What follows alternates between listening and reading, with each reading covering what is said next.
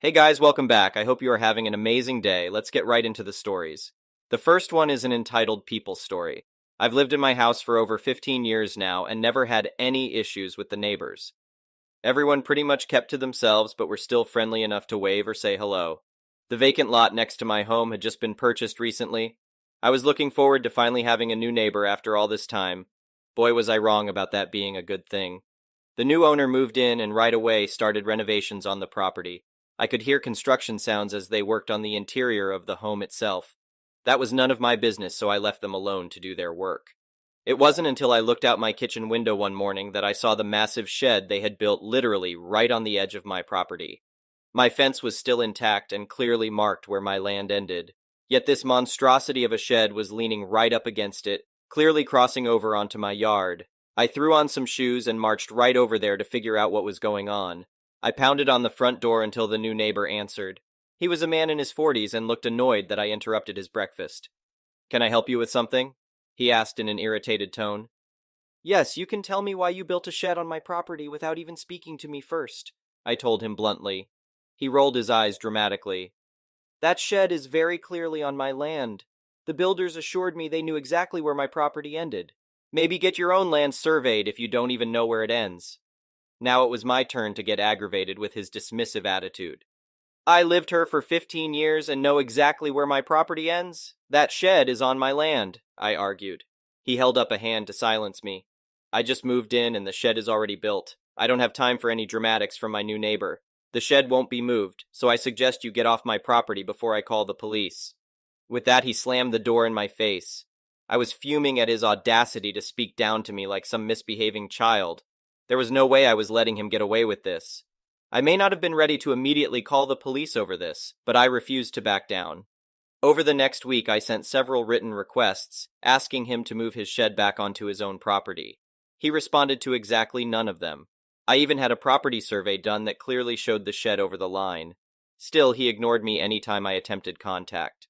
Eventually, I realized he was never going to willingly move it. I decided to take matters into my own hands before this became a legal issue. One morning, I borrowed my brother's tools and began the process of dismantling the shed. I wanted to do it as quietly and cleanly as possible.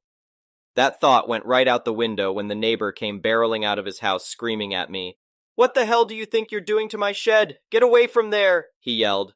I kept my voice calm. "I'm simply removing the part that is on my property. You refuse to after many requests." That only angered him more as he got right in my face. "I told you to stay away from here. This is still my shed and my property." At this point, he pulled out his phone and threatened to call the police on me. I knew he was only doing it as an intimidation tactic, so I continued trying to remove pieces of the shed.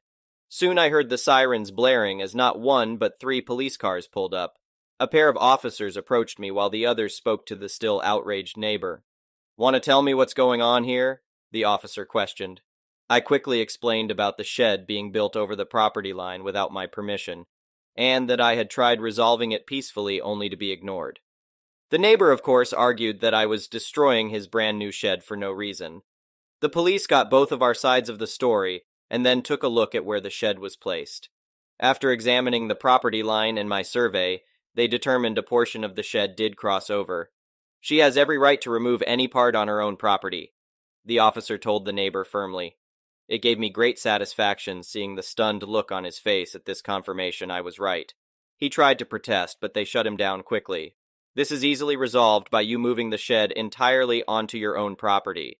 Since you declined her requests, she has the right to remove the part on her land." He scoffed and tried to argue more, but the police would not hear it. They made sure he understood that he needed to move his shed immediately or face charges for illegal construction on someone else's property. With no way left to fight it, he stormed off inside. The police advised me that if he did not move the shed in the next couple of days, to file a formal report against him. I thanked them for the help, and they left feeling like I had won a major victory. The very next day, the neighbor had a construction crew over to completely relocate the shed just a few feet over onto his own land. I watched happily as he had to pay extra for this mistake. Served him right for being so nasty when I was only looking out for my own rights and property. He shot me dirty looks the few times I saw him after that. I had a feeling he was embarrassed by the whole ordeal. Not only was he proven wrong, but he now had police and legal threats looming over his head if he tried anything else. I, however, slept very soundly now that the shed was properly placed out of my yard. It felt nice taking a stand and not backing down when I was clearly right from the beginning. After a couple more weeks, he approached me in a much calmer manner and actually apologized. He admitted he thought the rules and property lines worked differently here. Apparently, where he moved from, those things were much more relaxed. He did ask if we could be friendly again now that the drama was over. I accepted his apology and told him I didn't hold grudges. Maybe he was only trying to save face, but I figured we still had to live next to each other. No use staying enemies over one argument. Things remained peaceful after that. He learned his lesson on how property laws actually work here, and I realized he can be an okay neighbor when he's not trying to claim parts of my land. We may never be best friends after the rough start, but cordial waves across the fence make for a perfect relationship in my eyes.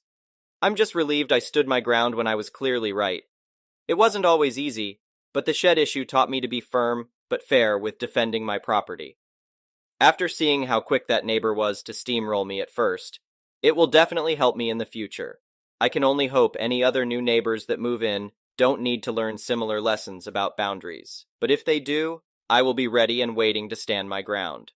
The next one is a pro-revenge story. Just found out about this subreddit and had to share this story. The initial reason for the revenge happened in 2013, but the revenge only happened in 2017. I'll keep everything vague as not to be recognized. For context, back in 2013, I was a graduate student pursuing my master's degree. That was my last year in the program. We had 24 months to finish all the work and the dissertation. My advisor was a professor who was very well known and experienced in my field of work. Let's call her Janet, fake name. Janet and I had worked together with research since my college days, as I became part of an undergraduate research with her. At that point, we had been working for about 4 years, and as any advisor-student relationship, we had our disagreements quite often. Janet was used to doing her experiments in a certain archaic way. I knew there were better uses of our grant's money, and always tried to push toward a more advanced method, especially correlating data collection and statistics. However, our relationship was always good. I knew her husband and had been to her house numerous times. She was a little set in her ways, but we managed to make good progress in our field. Anyhow, by the end of 2013, I presented my dissertation to the department and was approved with flying colors. My data still wasn't published in any paper, as I wanted to have more analysis in different areas to make a more robust and better paper. With that said, my dissertation was published, and by all reasons, that is my work and my experiments. After I got my MS, I decided to pursue a PhD. While I was still going to work in the same field, I wanted to use different techniques and thus talked with Janet about going to pursue a PhD under a different professor at another university. She always encouraged me to do better and look for ways to diversify my views. I went ahead and contacted a professor outside my country in another university to pursue my PhD. I got approved and soon moved away. For the next 2 years, I still kept contact with Janet, but on the third, she stopped responding. Initially, I thought she had changed her email or something, but didn't think much of it. Time flew by, and in 2017, while reading papers and writing my own, I came across a paper that was strangely similar to my research. Interested in it, I opened it up to read. To my shock, it was a paper by my ex-advisor. She was listed as the advisor, and another guy, who from his curriculum is her current master's student. Reading the title, I thought, hey, that's neat. She continued researching it. But boy, I was wrong. Reading the paper, I got increasingly angry. That wasn't a new research. It was my research. My data was all in that paper, even my graphs and tables. Initially, I thought, oh well, she's also an author, and if she is citing it, there shouldn't be a problem. But unfortunately, that wasn't the case. My name was nowhere near that paper as they claimed that research as original. Now, I was livid. I sent an email to Janet confronting her, which was never replied to. However, I am not a pushover, and I will never allow people to claim my own work as theirs. She made a mistake by using my data. I'm a researcher, and I keep everything I ever worked on saved on external SSDs, encrypted and in my own possession, all cataloged with date entries, and I even had my own dissertation to prove my work. In my country, research is financed by governmental grants. I wrote an email to the dean of the grants institution, explaining the whole situation with proof of everything. I also sent an email to the journal in which that was published, contesting their paper and explaining everything. It didn't take longer than 15 days for me to get a follow-up. The institution responsible for the grant was furious. They cut all financial aid for her and her student and made a formal requirement to the university, requesting her immediate termination. The journal retracted the paper and is now suing her for plagiarism. Now, after all these years, I learned that she was indeed fired and hasn't been able to work in the field ever since. I never met her again and have no intention of ever doing so. Now my work is published, and I'm recognized for my contributions in the field. Maybe that was a petty thing to do, but I couldn't allow people to get away with claiming my work as theirs. Edit. Wow, didn't expect so many replies. Thank you for the words. A few things. The only reason I said it was petty is that since she is also an author, she has the right to publish it. But she needed to include me on the paper, which she didn't do. Also, there are laws in place in my country that allow the journal to sue her. This is not an international journal, that's why that happened. I work with medical research for those who asked, but I can't share the paper as that would easily identify me. Another thing, people have been questioning my terms. In my country, a master's candidate needs to present a dissertation, and a PhD candidate needs to present a thesis. Sorry if I wasn't clear enough. Cheers. The next one is a petty revenge story. This happened about 10 years ago. There was a Karen who had been with the company for nearly 15 years. Her title was project manager, but she was really more of an office admin, and various internal projects would get pushed to her. These were things to help improve how the office worked, but nothing critical. One of these projects was actually deemed important, and it was reassigned to me. She hated this and stonewalled me all the time. It caused the project to be delayed, and I was getting criticism from some of the executives because of this. When I commented that it was difficult to get information from Karen, she became super sweet and said she was bending over backwards to help me. I didn't understand the project, etc. I powered through anyway, but then there was a round of layoffs, and she was one of them. Due to her time with the company, she received a 3-month severance and extended benefits. It was weird, but the company essentially cut monthly severance checks instead of paying them out all at once. But she also had to sign an NDA and non-disparagement agreement on the exit, as well as confirm that she had handed over all company materials and files. I went to grab some files related to the project, and everything was gone. Karen had deleted everything. This was before using things like Teams, Google Drive, etc. Everything was on a shared network drive, so it wasn't super easy to get the backup.